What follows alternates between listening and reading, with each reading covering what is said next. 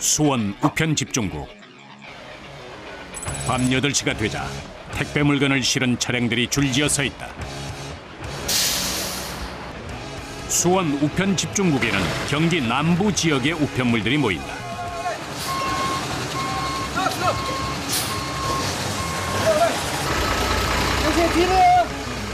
몰려든 차량 사이로 분주하게 뛰는 사람들. 나가는 차와 들어오는 차가 서로 동선이 꼬이지 않도록 공간을 마련해줘야 한다. 가져온 물건을 내리기 위해 지역별로 정해진 구역으로 이동한다. 차량의 이동이 끝나면 사람들이 물건을 내린다.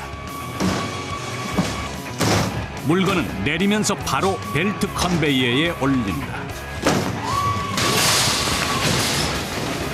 밀려든 차량들이 내려놓은 물건으로 가득 찬 물류센터 안. 오늘 밤 이 물건들을 지역별로 분류해서 다시 차량에 실어 내보내야 한다. 8만에서 10만 사이예요. 저번 주까지만 해도 3만 8천, 4만 이랬거든요. 그랬는데 이제 거의 3배. 물건을 쌓아 올린 틀을 하나하나 직접 옮긴다. 그나마 바퀴가 달려 이동은 쉬워 보인다. 그런데 무게가 만만치 않은 모양이다. 마지막 남은 틀을 옮기는 사람들이 애를 먹고 있다. 결국 사람 한 명이 더 붙어 손을 돕는다. 장정 3명이 있는 힘을 다하자 그제서야 움직인다. 무게가 얼마나 나가는데요? 이거 몇백 킬로 나가는데? 네? 파리트는 100킬로고요. 이 내용물에 따라서 또 달라지는데. 화물을 쌓아 이동하기 편리하게 만든 팔레트. 무게가 105kg이 넘는다. 그 안에 물건들을 쌓으면 200kg을 훌쩍 넘는다. 아래에 바퀴가 달려 움직이기는 쉽지만 기본적으로 사람 힘으로 밀고 당겨야 한다. 때문에 한 번 물건을 옮기고 나면 힘이 쫙 빠진다. 입고 있는 옷도 땀에 흠뻑 젖기 일수다. 팔레트라 부르는 틀에 쌓지 않은 물건들은 하나하나 직접 내려야 하기 때문에 단순 반복 작업이 시작된다. 이때 벨트 컨베이어 주변에 물건을 주시하는 사람들이 있다. 이들은 손을 놓고 있다가 어느 순간 재빨리 물건을 내린다. 따로 분류하는 것이 있는 모양이다. 어떤 물건들을 따로 빼는 것일까? 이거 왜요? 특급, 1kg 특급. EMS 빼야 되지, 서울국제, 주상국제, 1kg 특급 그거 빼는 거. 그리고 또 적, 등기. 네, 여기서 빼는 거. 우편 집중국은 일반 물류센터와 달리 다음날 오전까지 보내야 하는 우편이나 행정상 기밀 우편 등이 섞여 온다. 또 국제 우편도 오기 때문에 놓치지 않고 분류해야 한다. 이렇게 분류하고 나면 그 자리에서 바로 수량을 점검한다. 몇 개예요? 25개. 예. 총 4개. 4개 맞죠? 4개. 4개, 4개. 네, 맞아요. 이거 안 맞으면 여기 기계 타고 가서 찾아와야죠. 그러니까 여기서 아예 여기가 잘 빼야지. 아무리 기계화돼 있다고 하지만 아직도 사람 손이 필요한 작업들이 대부분이다. 분류된 물건들은 각자에 맞는 작업장으로 다시 옮겨야 한다. 물건을 쌓는 일, 옮기는 일, 다 사람이 해야 하는 몫이다. 물건을 이동해 놓은 직원이 바쁘게 뛴다. 잠시 게으름을 피우면 그 시간이 고스란히 연장 업무로 되기 때문이다. 잠시만요. 게다가 오늘은 물량이 엄청나게 들어온 상태다. 뛰지 않으면 언제 일이 끝날지 모른다. 우편물이 우르르 쏟아졌다. 정말 바쁜 겁니다. 바쁘게 움직이다 보면 종종 실수가 발생하곤 한다. 불평 한마디 없이 다시 주워 담는다. 마음이 급하면 꼭 이런 일이 생기고 만다. 여기서 1분이라도 지체하면 배송은 몇 배로 늦어진다. 발송 시간대가 있어가지고 그래야지 받는 데서 빨리 받아야 되니까 그래서 좀 서두르는 거예요. 각 지역으로 또 다 나가야 되니까 딜레이 되면은 그만큼 또 받는 데서 작업이 늦어지면은 그만큼 또 어려움이 있을 수 있어요. 명절 선물 상자와 추수한 곡식들을 주고받는 이 시기에는 택배 물량이 폭주한다. 소포들은 내일을 따라 움직인다. 기계의 도움 없이는 이 많은 물량을 소화해낼 엄두도 낼 수 없었을 것이다. 기계에 올라간 소포는 주소별로 자동 분류된다.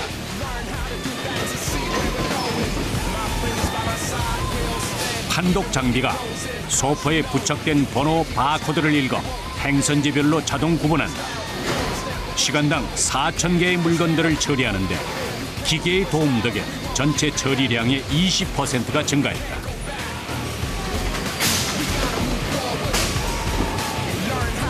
하지만 여기에도 사람의 손이 필요한 모양이다. 내일 중간중간에 위치한 사람들이 수작업으로 일을 하고 있다. 이 바코드를 못 읽어가지고 찍어줘야 돼요. 바코드가 손상이 됐거나 아니면은 이게 에러가 생기면 그래요. 바코드가. 이런 거 같은 경우에는 안 찍히거든요. 이렇게 갖다 대도. 이런 경우에는 직접 손으로 번호를 하나하나 입력해줘야 한다. 불러주는 거야? 네. 저희 같은 경우에는 진짜 1년 내내 소포 하나 붙일까 말까 하는데 어디서 이렇게 매일같이 소포가 오는지 진짜 힘들어요. 택배 시장은 매년 꾸준히 증가해 지난해 8.7%나 성장했다. 온라인 쇼핑몰과 홈쇼핑 시장이 커지면서 물량이 증가한 것이다. 요즘 같은 불황에는 명절에도 고향 가는 비용이 부담스러워 선물을 대신 보내는 사람이 많다고 한다. 기계에서 자동으로 분류된 물건들이 내려온다. 무거운 상자를 쌓아야 할 순서다. 어떤 게 무거우세요? 쌀! 킬로수가 어떻게 되는데? 한 30kg까지 오는 것도 있어요. 여기저기서 물건들이 쏟아져 내려온다. 그런데 이때 뭔가 심상치 않은 경보가 울린다. 그것도 한두 군데가 아니다. 코 빨리빨리 안 빼면 밀려가지고 소리 나는 거예요, 기계에서. 기계가 내보낸 물건들이 빠르게 옮겨지지 못하고 그대로 줄지어 섰다. 워낙 물량이 많다 보니 사람 손이 모자란 것이다. 쉴 새 없이 소포를 옮기고 또 옮겨보지만 기계의 속도를 따르지 못한다. 시간은 한정돼 있고 물량은 넘쳐나고 그야말로 아수라장이다. 그것도 어떻게 해요? 주기자기로 하는 거죠.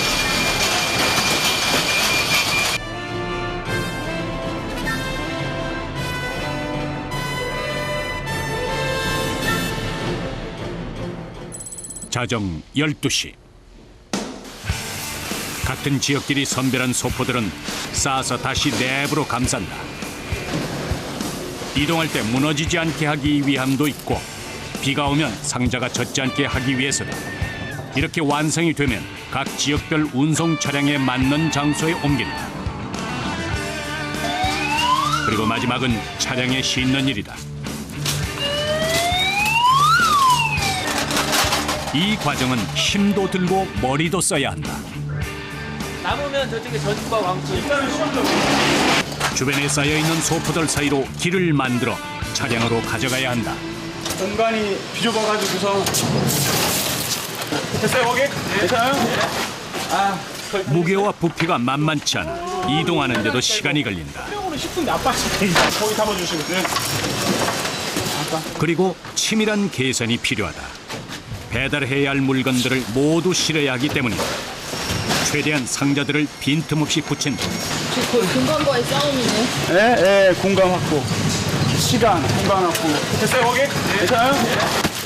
한 묶음으로 꾸려 덩어리가 커진 터라 빈틈없이 싣는 일이 만만치 않다. 다 씻지 못하면 모두 꺼내 다시 처음부터 해야 한다. 다행히 한 번에 성공했다. 집중국에서는 수집이랑 달성이 제일 중요하거든요. 예, 가운데 소포도 힘들어요. 당연히 다 힘드는 건 아는데 여기서 딱 막혀버리면은 이게 마비가 되는 거죠.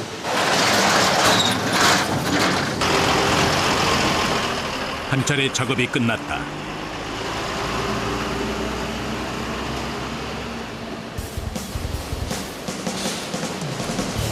같은 시각 소형 수작업장에서도 직원들의 발길이 분주하다. 쓰레기처럼 막 뒤집박질 가져왔는데 여기다 올려가지고 가만히. 박스에다 여기다 제 담으세요. 그래서 이제 이곳에서는 소형 우편물을 분류하는 작업을 한다. 자루에 담겨온 우편물을 일일이 수작업으로 정리한다. 기계에 넣기 전 봉투의 겉면에 우편 번호가 같은 방향으로 향하게 정리하는 것이다. 이거 아니야. 소원도 있어.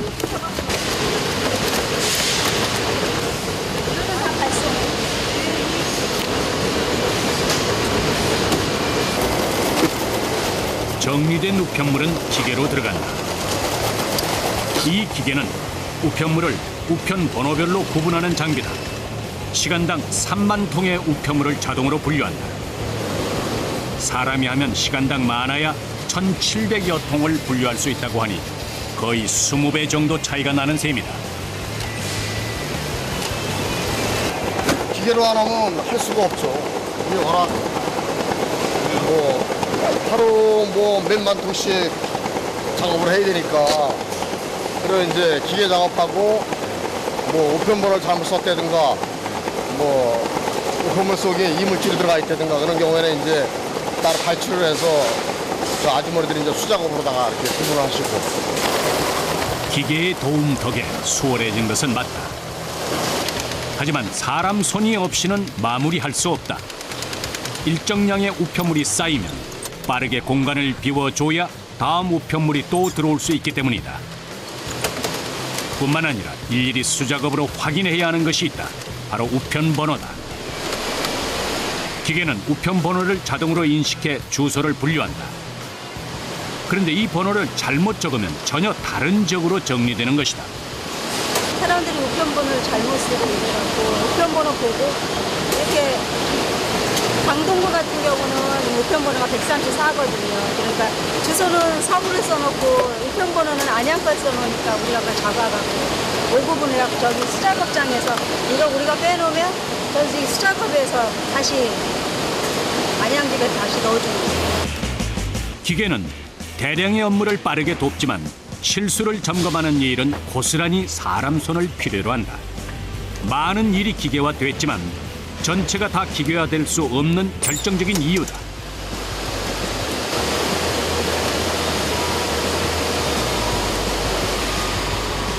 작업을 하다 말고 경보음이 울리면 가장 가까운 쪽에 있는 사람이 소리가 나는 쪽으로 뛴다. 그리고 재빨리 우편물을 꺼낸다.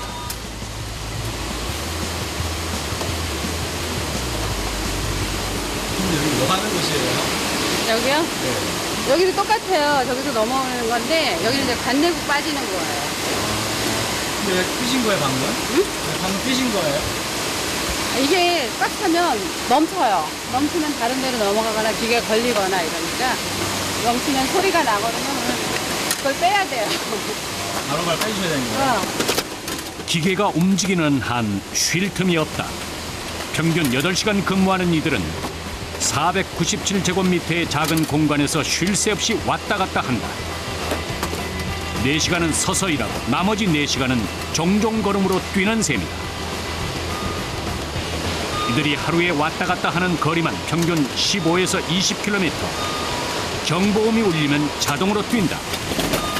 언제 경보음이 울릴지 모르기 때문에 항상 긴장을 놓지 않는다. 정신 없잖아요. 그러니까요. 뭐 하는 짓이야? 게다가 높고 낮은 양쪽 선반을 오가며 우편물을 넣고 빼는 일이 반복된다.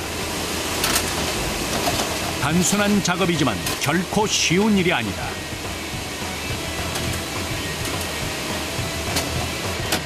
그리고 기계 돌아가는 소음도 꽤 크게 들린다. 우리는 하도 그런 데를 안 처음 온 사람들은 기가 멍하다 그러고 기가 멍하다 그러고 어떻게 사냐고 이러는데 우리는 하도 오래돼갖고 얼마나 되셨는데요? 일하신 지? 이제 거의 9년 차 10년 거의 다 10년도 다 돼서 완성이 돼버렸어요.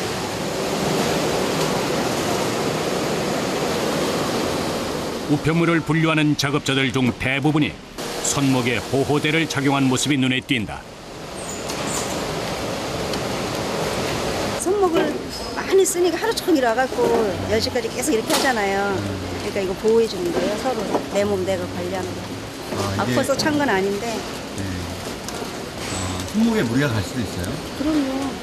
거의 손목으로 이 팔로 다 일하잖아요. 어깨도 무리 가고 손목도. 여기도. 하루 종일 서서 쉬지 않고 손목을 쓰는 이 일은 꽤나 고되다. 하지만 힘들고 피곤해도 한 번 더 챙기게 되는 우편물들이 있다. 이런 걸 때는 마음이 짠해갖고 이 집 아들도 군대 갔거든요. 뭐 이런 거 막 이런 거는 다 그냥 안 봐줘요. 그냥 한 번씩 그냥 무조건 안 넣어준다고. 이거 엄마가 이런 거 보면 까마득해지 훈련병인데 언제 여자친구들이 많이 보내요. 이럴 때면 엄마의 마음이 발동된다. 우표 이렇게 찍지 않은 거 돌아다닐 때는 우표가 잔액이 모자라서 안 가는 거 그런 것들만 우리가 붙여서 보내준 것도 있고 얼른 받아보게 해주고 싶어 힘이 되게 나라 지키는데 힘이 되게 해주고 싶어갖고 기계가 멈춰야 쉴 수 있다는 이들. 누군가의 엄마이기도 하지만 또 대한민국의 엄마이기도 한 이들의 마음이 고스란히 우편물과 함께 배달될 것이다. 새벽 4시가 넘은 시간. 작업자들이 한 곳으로 모여든다. 배 터지는 날이네. 한 차례 운송 차량들이 나간 후 간식을 먹는 시간이다. 아 진짜요? 작업장을 벗어난 박현영 씨는 간식을 챙기는 대신 먼저 화장실로 향한다. 찬물로 잠을 깨려는 모양이다.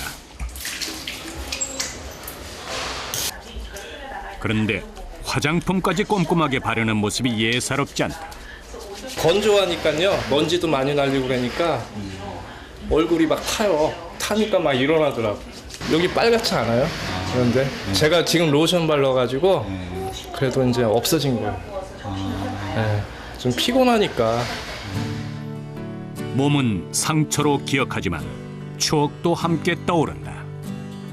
우체국 딱 들어오자마자 그냥 그런 게 생기더라고요. 먼지가 많으니까 그때는 행랑이 저기 사람 작업장이면 이렇게 던져가지고 저쪽에서 받아요. 그럼 개낭을 해.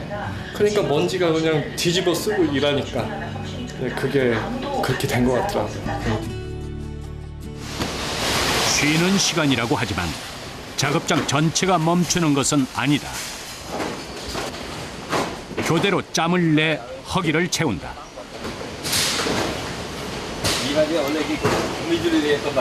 지금 새벽 4시인데 안 힘드세요?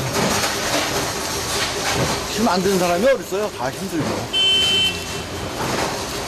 힘들어도 버티고 가는 거죠. 어떻게 나왔으니까. 택배 내는 거는 그렇잖아. 선물이잖아. 받는 사람은 엄청 좋아하지. 우리는 힘들어. 그런 거 같다가 생각을 하고 그러면 힘들지가 않지.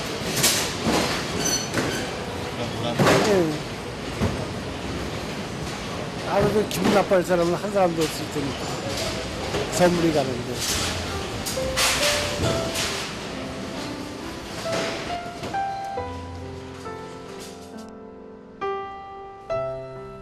힘들고 고된 일상이지만 누군가에게는 반가운 선물이 될 것을 알기에 휴식도 달콤하다.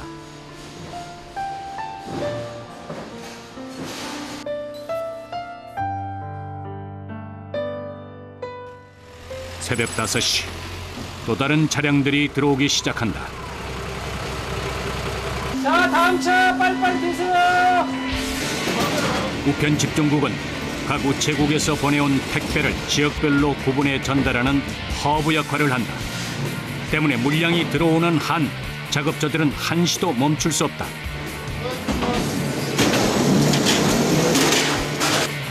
새벽에 들어오는 물건들은 가을 수확물이 많다.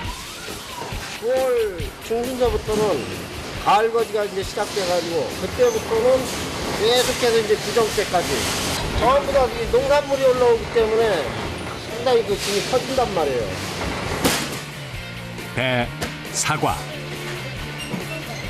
그리고 쌀까지. 무게가 꽤 나가는 농산물들은 물론 일반 소포들도 같이 들어온다.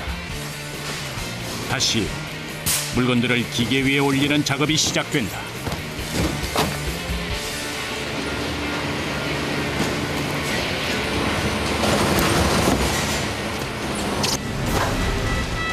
그런데 이때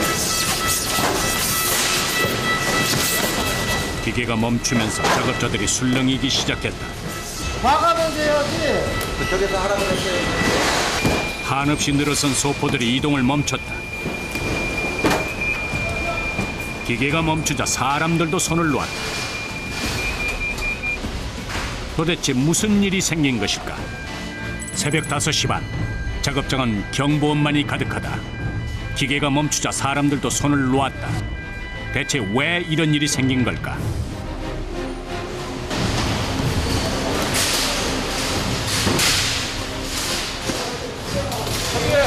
이거 올리지 말아요, 이거. 이거 그거 계속 걸려요, 여기에.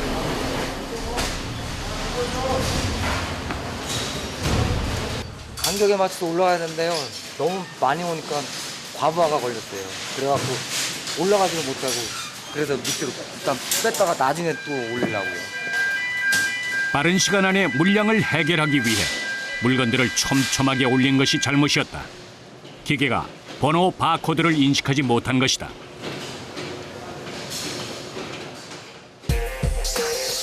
다시 처음부터 일을 해야 한다. 하지만 초기의 발견에 큰 피해 없이 기계가 작동하기 시작했다.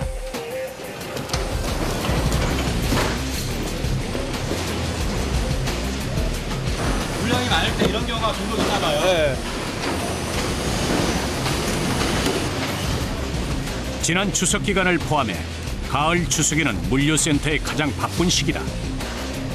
우리나라는 매년 48억 통, 하루 평균 2천만 통의 우편물이 배달되는데 이 기간에는 소포 물량만 전국적으로 1,000만 통이 넘게 접수된다. 그러다 보니 기계가 과부하로 고장나기도 하고 사람도 24시간 쉴 새 없이 교대 근무를 한다. 그야말로 비상체제에 돌입하는 것이다. 물건을 내리던 차량 안, 한 꾸러미가 무너져 내리기 직전이다. 선생님 이거 다 쓰러진 거 아니에요? 네, 다시 세워야죠. 옆에 꾸러미를 먼저 꺼내기로 한다. 그런데 이건 역시 비틀비틀한 모양이 위태로워 보인다.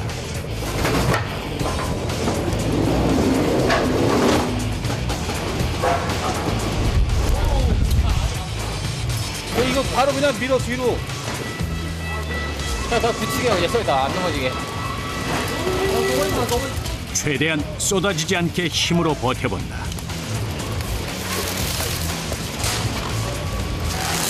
하지만 금방 맥없이 무너지고 만다. 사고다. 아랫부분의 상자의 빈 공간이 무게를 이기지 못하고 찌그러진 것이다. 보는 사람 마음이면 안타깝지만은 이거는 운송 과정에서 높이 무거운 걸 위에다 올리다 보니까 깨지는 경우가 많으니까 이런 거는 솔직한 얘기로 그래요. 보내시는 분이 좀 더 단단하게 보내는 방법이 그거밖에 없다고 생각해요. 원래 무게가 높잖아요. 높다니까 한두 개만 싣고 오는 게 아니니까. 조금 더 단단히 그리고 빈 공간 없이 포장했더라면 좋았을 텐데 현장 작업자들은 아쉬움을 토로한다. 요거는 어딘지 박스로 샌 거죠. 퍼져가지고. 떼져가지고 샌 거죠. 요거는 이제 보수해가지고 그 안에 다시 넣고 다시 밀봉을 했어요. 이런 거 같은 경우도 운송 과정에서 위에서 눌려가지고 터지는 거란 말이에요. 이런 건 다 보수해가지고 보내요. 운송 과정에서의 실수라 하더라도 이곳에서 발견되면 원래대로 선보는 것이 원칙이다. 보낸 사람의 마음을 생각하면 일에 대한 짜증보다는 애틋한 마음이 앞선다. 집에 농사 져가지고 자식들한테 보내는데 그 부모 마음은 옛날에 내가 받을 때도 노인네들 분들이 보내줄 때도 생각하죠. 이처럼 간혹가다 생기는 파손된 상자는 작업자의 손을 거쳐 다시 원래의 모습을 찾는다.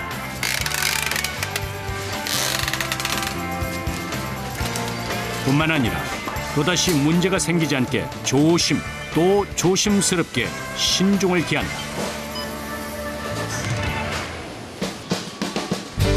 엄청난 물량을 소화해야 하는 이 시기. 평상시에는 50명 안팎의 인원으로 가능했던 일이다. 그런데 지금은 130여 명이 넘는 작업자로도 손이 모자랄 지경이다.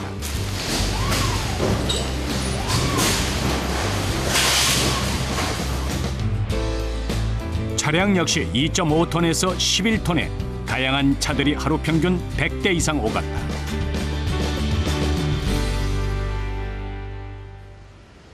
평택에 자리한 또 다른 물류센터. 약 10만 제곱미터의 공간에 대형 쇼핑몰로 나갈 생필품과 식품들이 들어오고 나간다. 이곳 역시 기계가 대량의 작업을 돕는다. 1초에 서너 개의 번호 바코드를 읽을 뿐만 아니라 매일이 약 20km의 속도로 돌기 때문에 물건을 올리고 지역별로 분류되기까지 5분 정도 소요된다.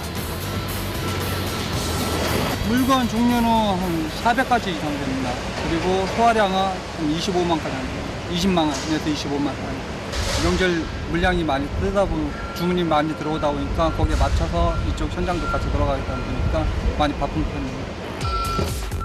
9월 중순부터 다음해 구정 명절까지 물량이 가장 많은 시기다. 이곳은 일반 물류센터와 달리 대형 쇼핑몰로 나갈 물건들을 보관하는 창고를 운영하고 있다. 고층 선반을 오가는 기계가 눈에 띈다.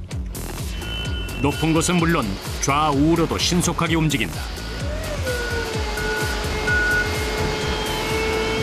쉽게 파손 없이 재고를 할 수 있고 보관을 할 수 있고 그런 장점이 있기 때문에 약간 위험성이 있더라도 렉을 많이 사용하고 있죠. 높이 뻗은 철 기둥을 중심으로 플라스틱 받침대가 위아래로 이동한다. 선반에서 물건을 꺼내 받침대에 올리는 일, 아래에서 보니 꽤 아슬아슬하다. 선반과 받침대를 거침없이 오간다. 여기 사이에 여기 가야 돼. 여기요? 네, 처음엔 여기가 제일. 이게 최고 높이에요. 그래요? 네. 몇 미터예요? 그래도 한 6, 7m 넘지 않을까? 6, 7m 정도 되려나?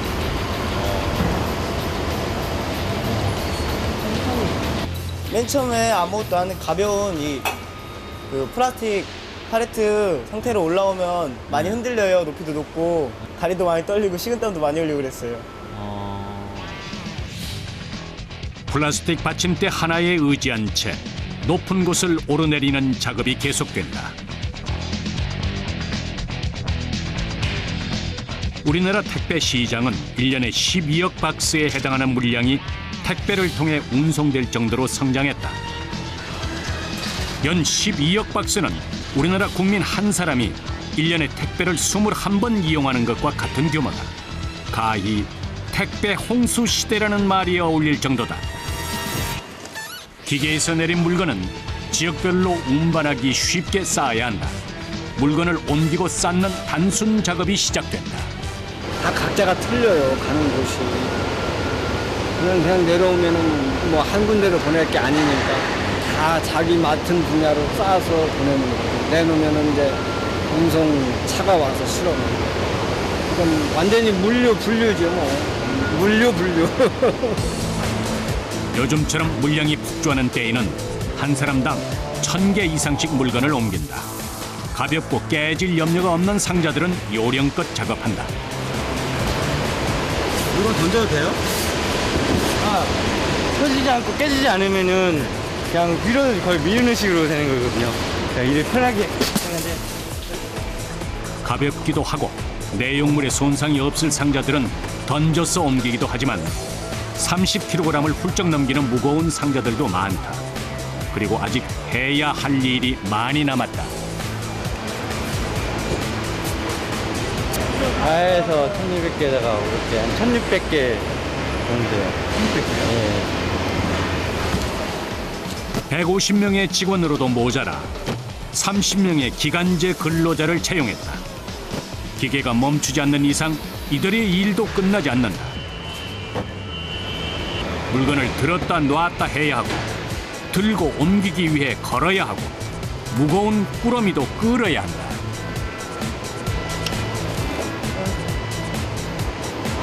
힘드세요? 네? 힘드세요? 여기서 한 달만 일하시면 박스 냄새 나요. 업체마다 박스 냄새가 다 틀려요. 그래요? 네. 1000개 이상 들면은 진짜 막 팔이 울씬거린다고 그러죠. 되게 팔이 아프고 팔이 이게 많이 쑤셔요, 여기가. 그래도 새벽까지 물건을 분류하고 쌓는 작업이 계속됐다. 드디어 물건을 싣고 갈 차량이 도착했다. 새벽 5시가 넘은 시각. 작업자들이 쌓은 물건들은 담당 차량 기사가 자신의 차에 직접 싣는다. 이른 새벽 물건을 옮기는 것부터 하루가 시작되는 이들. 저희가 상차는 5시서부터 상차를 하는데 바쁠 때는 4시에도 상차하고. 네. 집에서 한 3시 정도에 나와요. 이때 눈길을 끄는 이들의 모습이 보인다. 10개 있지 참. 남자도 하기 힘든 일터에서 거뜬하게 상자를 옮기는 여성 작업자. 손발이 척척 맞는 모습이 영락없는 부부다. 아내가 상자를 날라주면 남편이 쌓는다. 어머니, 아버님하고 같이 일하신 지 얼마나 되셨어요? 오래됐죠. 10년 한참 넘은 것 같은데? 한 14, 15년 된 것 같아요. 14, 15년이요? 아, 술이야, 술. 응? 술이야. 아이, 그래요? 아이고, 참. 어머니 왜요? 예? 예, 잘못, 품목을 잘못 알고서 엉뚱한 거 찾으니까 있나? 술 주변을 찾아야 되는데, 일반 박스를 봤어. 어머님이요? 예. 부부가 함께 일하다 보니 실수를 해도 웃음으로 끝이다. 품목별로 물건 꾸러미를 찾아오는 것은 아내 담당. 이게 차가 다 재서 맞춰가야 되거든요. 무거운 꾸러미를 살살 달래가며 일하는 솜씨가 일품이다. 누가 둘 중에 하나 아파도 안 돼. 아파도 약 먹고 다니면서 해야 되고 주사만을 해야지. 또 힘든 건 잠깐이고. 이거 해서 애들 다 가리키고 지금 결혼까지 시켰으니까.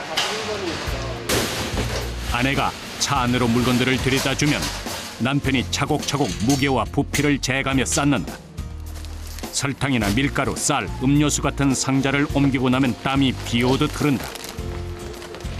그래도 아내와 함께 이 일을 시작하면서부터는 소소한 행복을 느낀다. 나왔어? 네. 집사람들 또 딴 거 하다가 아주 여기 같이 그냥 이런 거죠. 이렇게 표현할 수가 없어요. 이곳에서는 박수춘 씨처럼 부부가 함께 일하는 작업자들이 덜어 있다. 새벽부터 나와서 발을 맞춰야 하고 내내 함께 다녀야 하기 때문이다. 연락 없이 출근하지 않는 황당한 경우도 여러 번 겪은 박수춘 씨. 그래서 더 아내가 고맙다.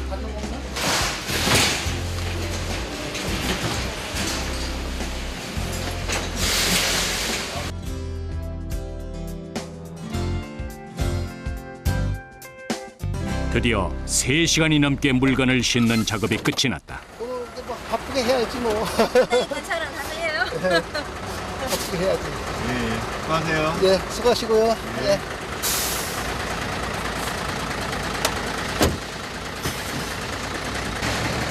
어느덧 동이 터오고 물건을 운반하기 위해 길을 떠난다.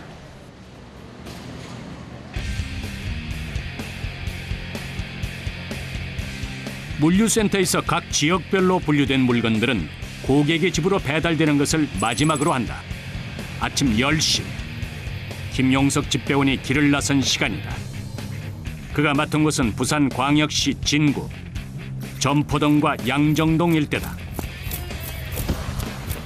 아침부터 그의 발걸음이 바쁘다.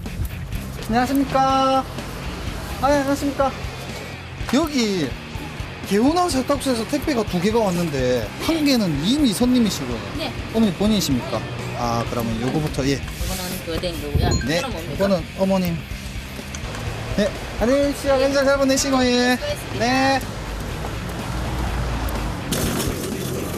아직 이른 시간인데 어디를 가든 뛰는 모습이 인상적이다. 왜 뛰세요? 예. 왜 뛰세요? 안 뛰면은 안 됩니다. 예, 안 뛰면은 저희가 SMS 문자 시간을 보내놨기 때문에 안 뛰면은 그 시간이 안 지켜지는 경우가 많더라고요. 그래서 약속도 약속이고 일이 하다 보면은 좀 늦어지면 늦어지지 잘 빨라지진 않아요. 무거운 물건을 드는 것은 기본. 몇 층이에요? 5층입니다. 5층이요? 네. 뛰세요. 높은 계단을 오르는 일도 부지기수다.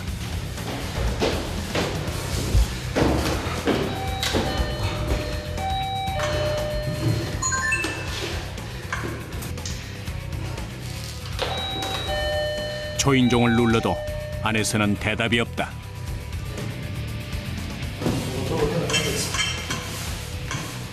물론 다시 나가세요? 아, 예, 집에 사람이 안 계셔가지고 네, 이거는 뭐 나중에 한 번 더 들리든지 그래 해야 되겠네요. 집에 사람이 없어 그냥 돌아가는 일도 다반사.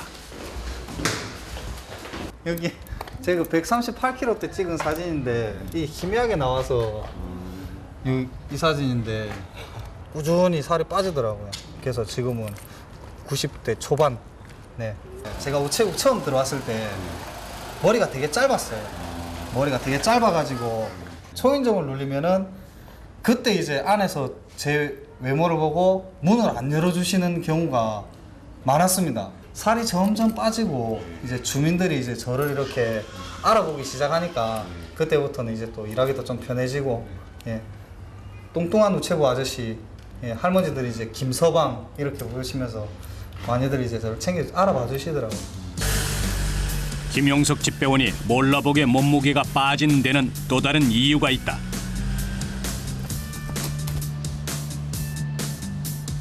비탈진 곳에 위치한 점포동 일대 주택가를 다니면서부터다.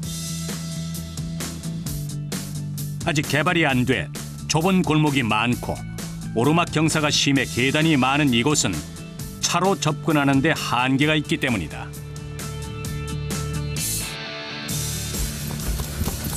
이곳에서 김용석 집배원은 수없이 계단을 오르내린다. 그리고 비탈진 길을 뛰어다니면서 집집마다 물건을 배달한다.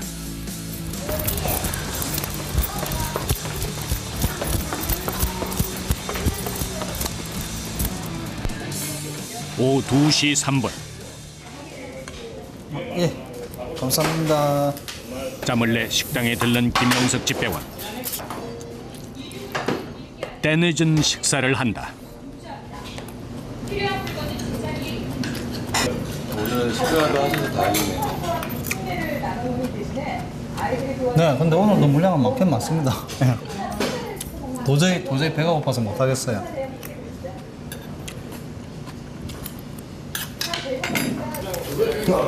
잘 먹었습니다. 네.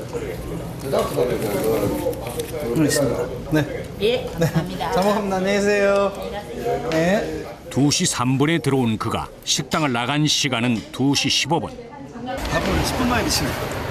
네, 10분 만에 먹습니다. 보통 다들 그래요. 집배원들을 전부 다 빨리빨리 배달해서 한 개라도 더 배달을 하기 위해서 밥을 좀 되게 빨리 먹는 게 습관화돼 있죠. 이날 김용석 집배원이 맡은 물량은 총 200건. 제 아무리 날고 뛰어도 혼자 힘으로 감당하기에는 벅찬 양이다.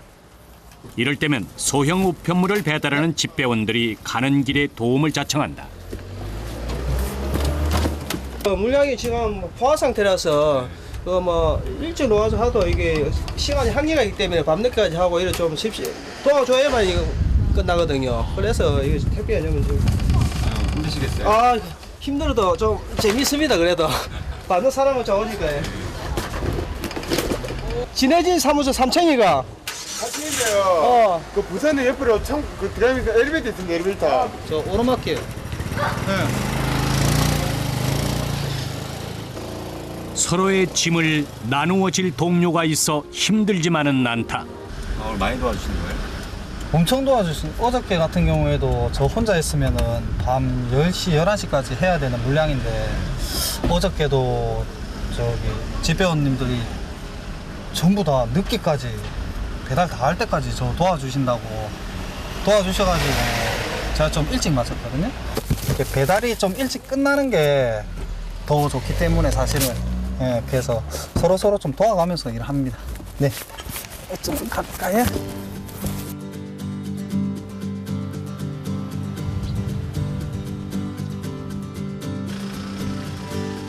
밤 8시 해가 진 점포동 일대. 여기 조심해서 내려주십시오. 여기는 계단이 아닙니다. 배달할 물건을 들고 평평하지 않은 돌길을 능숙하게 내려가는 김용석 집배원.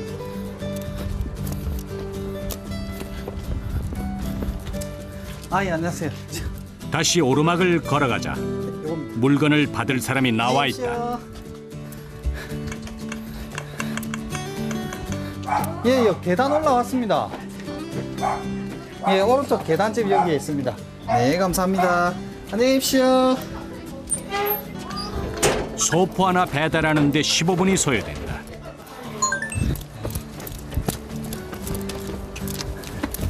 그런데 다니시면 힘들지 않으세요?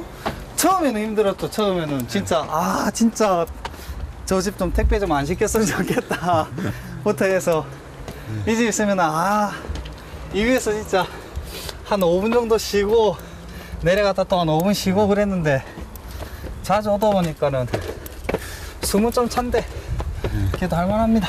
올라오면 또 시원하잖아요. 네.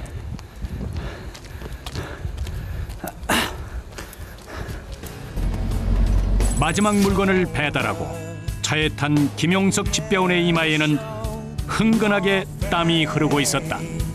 잘 받았습니다. 감사합니다. 그 말 들었을 때 진짜 별거 아닌 말인데 너무 좋더라고요. 그럴 때 보람 제일 많이.